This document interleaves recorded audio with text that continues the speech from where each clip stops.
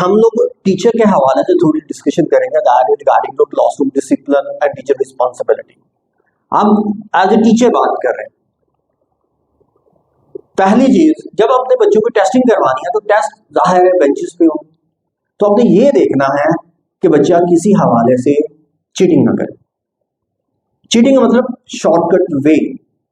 अब ये मैं क्यों कह रहा हूं? स्कूल बच्चे की हैबिट्स को डेवलप करता।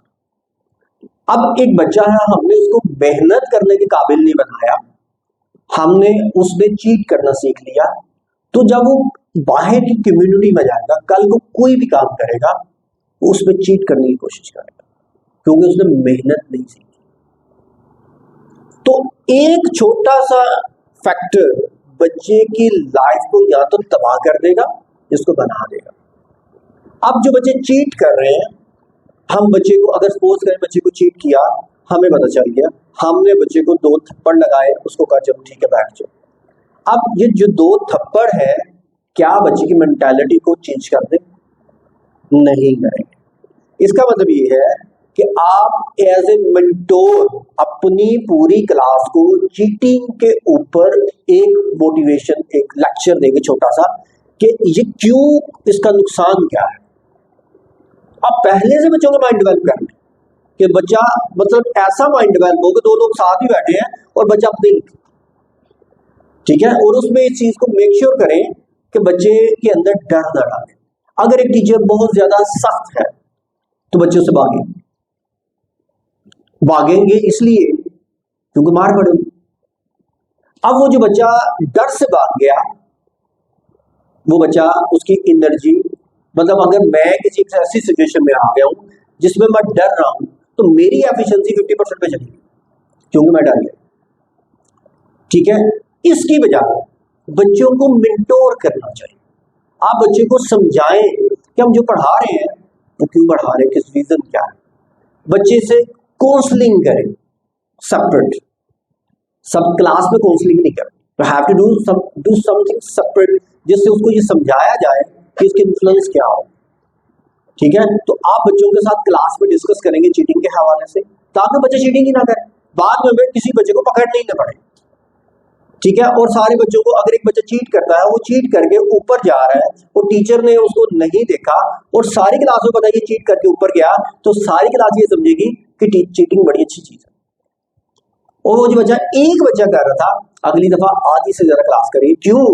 क्योंकि हमने बच्चे को ये समझाया कि नंबर आ गए और हमने उसको अप्रिशिएट किया, और वो चीट की वजह से लिए तो उसने कहा एवरीथिंग इज फाइन, जैसे पाकिस्तान में हो रहा है, ठीक है जी। सोल्यूशन होना चाहिए, शॉर्टकट वे होने चाहिए, जैसे मर्जी हो, नो बॉदर, हलाल हराम की तमीज खत्म होगी।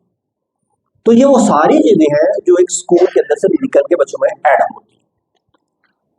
अब तो आपने उनके सीटिंग प्लान को अरेंज करना है, योर चॉइस, जैसे मर्जी करें, मुझे कोई प्रॉब्लम नहीं। एक चीज की प्रॉब्लम है, अब कुछ बच्चे आप उठाते हैं और वो नीचे जमीन पे बिठा देते हैं। अब वो जो बच्चे जमीन पे बैठते हैं, वो डेली जमीन पे बैठते हैं, वो पेरेंट कहते हैं जी हमारे बच्चे को डेली जमीन पे क्यों बैठाया जा रहा है, हालांकि हम लोगों ने शायद टाट पे बैठ के पढ़ा हो, लेकिन एनवायरनमेंट तब्दील हो गया।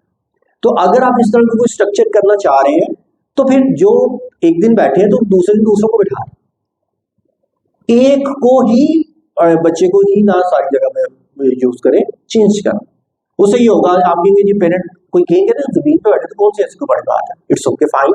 अब जाहिर है बेंचेस होते हैं तो उस पर इकट्ठे बैठ के टेस्ट तो नहीं दे सकते उस तरह से। तो अगर आप इस तरह के कर रहे हैं तो एक दिन जो 15 बच्चे जो नीचे बैठे थे, अगली दफा दूसरे 15 बच्चे नीचे बिठाएं, ताकि इक्वालिटी हो क्लास में।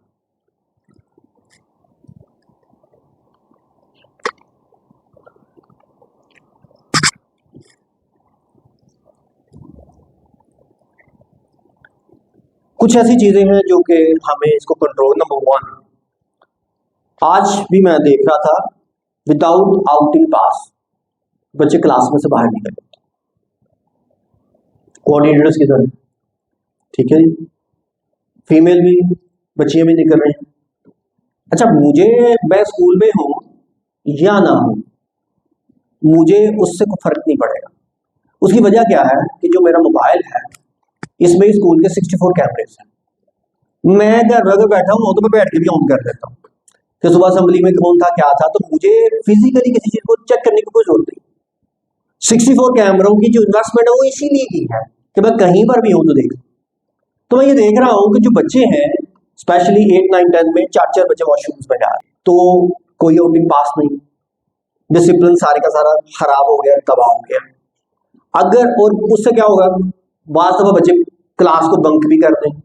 अब आजकल जो क्लास को बंक करना है वो एक फैशन भी हो रहा है, क्योंकि बच्चे कॉलेज की तरफ जाते हैं, मूव करते हैं और वहां पर ये सुनते हैं हमने आज बंक किया, हमने आज ये किया, तो कल्चर स्कूल में भी आना शुरू हो गया। तो इसके सोल्यूशन क्या है कि कोई बच्चा आउटिंग पास के बगैर बाहर नहीं सकता है, और कोई टीचर आउटिंग पास के बगैर बच्चे को क्लास में से जाने ना दे, ठीक है। और आपने जो बच्चे बाहर मूव कर रहे हैं उनको चेक करें, आउटिंग पास चेक करवाएं, क्योंकि टीचर तो क्लास में है, टीचर को तो नहीं पता। हो सकता है ब्रेक की बेल हुई है, 5 मिनट टीचर को लगेंगे जाने में, उस 5 मिनट बच्चे साथ बाहर घूम रहे हैं, तो बाहर का जो एरिया है वो कोऑर्डिनेटर ने उसको देखना है। तो हर क्लास में 2 आउटिंग पास, अगर नहीं है तो प्रिंटेड पड़े हैं। बगैर आउटिंग पास के मैंने किसी बच्चे को पकड़ लिया तो मैंने पहले ये पूछना है कि किस टीचर ने भेजा, और अगर उसने कहा जी मुझे फलानी टीचर ने भेजा, तो मैंने कहा जी बगैर आउटिंग पास के क्यों भेजा, तो उसके एक्सप्लेनेशन दें। और ये आप लोगों के लिए, ठीक है, वो आप लोगों के लिए, क्योंकि आपकी क्लास का जो एनवायरनमेंट है वो स्मूथ रहेगा। अगर आप इसको फॉलो नहीं करेंगे तो सारे के सारे बच्चे इकट्ठे जा रहे हो, इकट्ठे आ रहे, पढ़ाएंगे कैसे। दूसरा, स्टूडेंट के यूनिफॉर्म। अब have seen that student class में बैठा हुआ है चप्पल पहन के और नो टीचर कैन बॉदर। एक बच्चे हैं उसने रोज टाई नहीं लगाई, नो टीचर कैन बॉदर। हमारे वक्तों में जब हमारे टीचर थे तो हमारी हर चीज को चेक करते। तो आप लोग अपनी क्लास में जो बच्चे हैं आप उनको चेक क्यों नहीं कर रहे?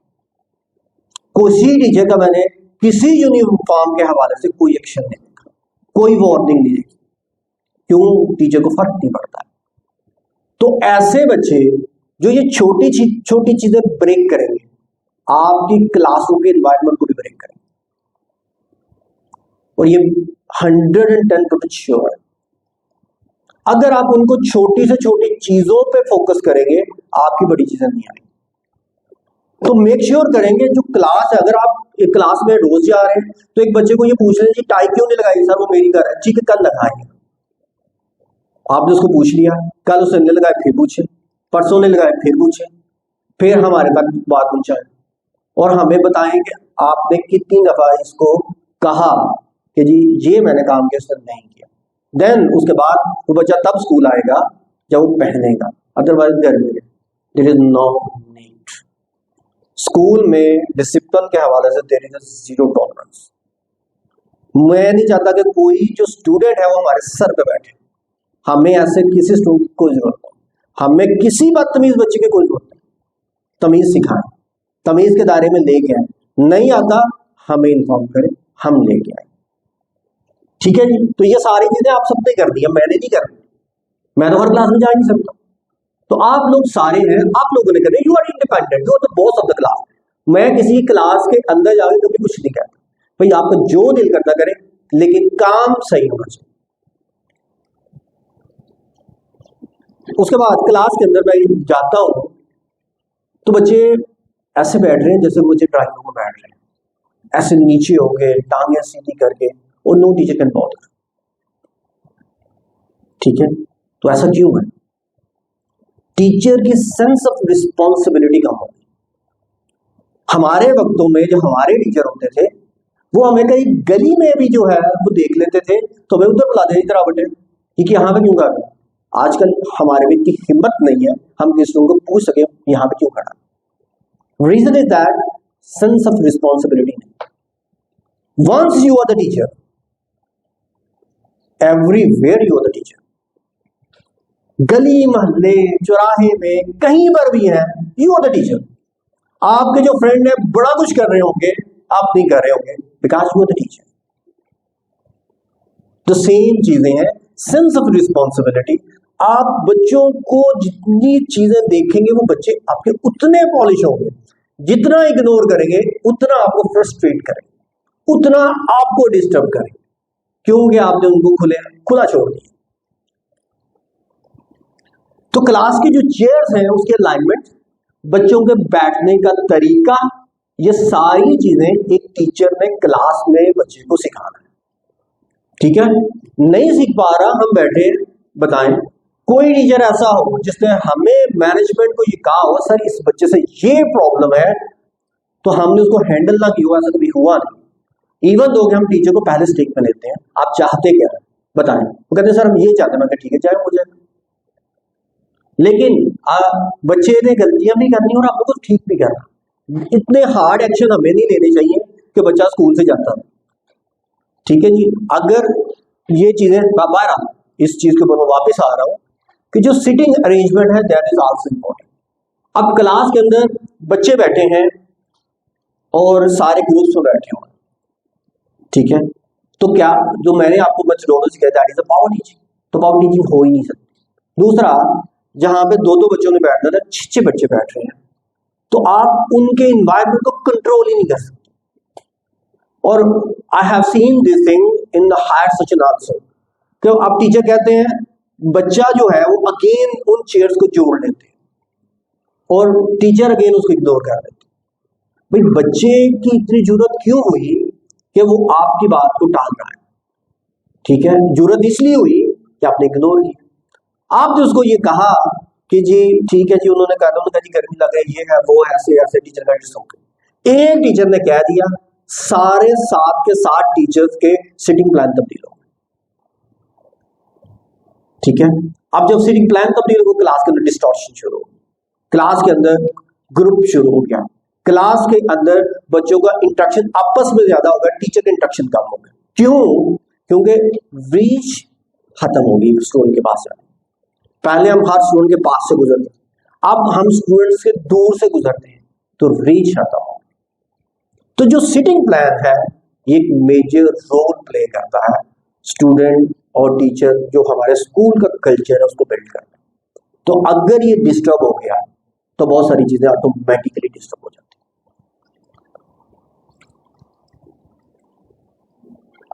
क्लास के अंदर कोई स्टूडेंट खेलेगा नहीं, बाद दफा टीचर कहते हैं जी क्लास में स्टूडेंट खेल रहे हैं, तो क्या हो गया?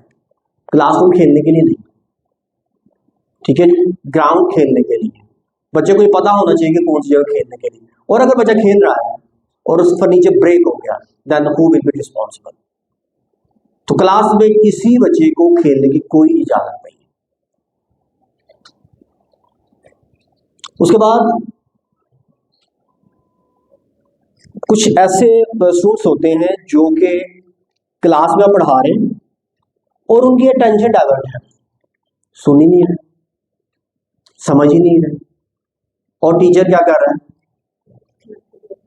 लेक्चर दे रहा है और इग्नोर कर, और टीचर को पता है तो वो बच्चे नहीं सुन रहे, वो बच्चे आपस में लगे हैं, लेकिन टीचर क्या कर रहा है? लेक्चर दे रहा है। That is a very bad teaching. आज एक बच्चा करेगा, कल 5 बच्चे करेंगे, परसों 7 बच्चे करेंगे, और एट द एंड ये होगा पूरी क्लास शोर कर रही होगी, टीचर लेक्चर दे रहा होगा। तो अगर ऐसी सिचुएशन है तो पहले उनको बच्चों को हैंडल करें। और यहाँ पे टीचर हैंडल क्या करते हैं? बच्चों को क्लास से बाहर निकाल। एक बच्चा पहले ही नहीं पढ़ रहा था, उसको हमने क्लास से बाहर निकाल के उसको फैसिलिटेट कर दिया, जाओ यशी करो, आपको पढ़ने का मूड नहीं है, जाओ यशी करो, ना पढ़ो, हमारी जान छोड़ो। ठीक है, इसका मतलब ये है। तो इस तरह के काम से बच्चे का मजीद नुकसान होगा। अगर आपने इस तरह की कोई चीज करनी तो क्लास में खड़ा करें, और जब क्लास में खड़ा करते हैं तो टीचर क्या करते हैं? वो पिछली दीवार के साथ लग जाओ। अब जब बच्चा पिछली दीवार के साथ लगा और एक टांग उसने पीछे ऐसे लगाई दीवार पर और ऐसे वो इंजॉय कर रहा है, तो ये पनिशमेंट थी कि इंजॉयमेंट थी? तो आप उसको क्लासरूम से जो वॉल है उससे 3 फीट आगे खड़ा करें ताकि वो टेक ना लगा सके, और जिस काम के लिए खड़ा किया उसको फील हो। टीचर उसको दीवार के साथ, और दीवार के साथ 2 लोगों को इकट्ठे खड़ा कर, 2 बच्चों को इकट्ठे खड़ा कर दी, अब वो दोनों आपस में बातें करें, जाए करें, टीचर लेक्चर देंगे।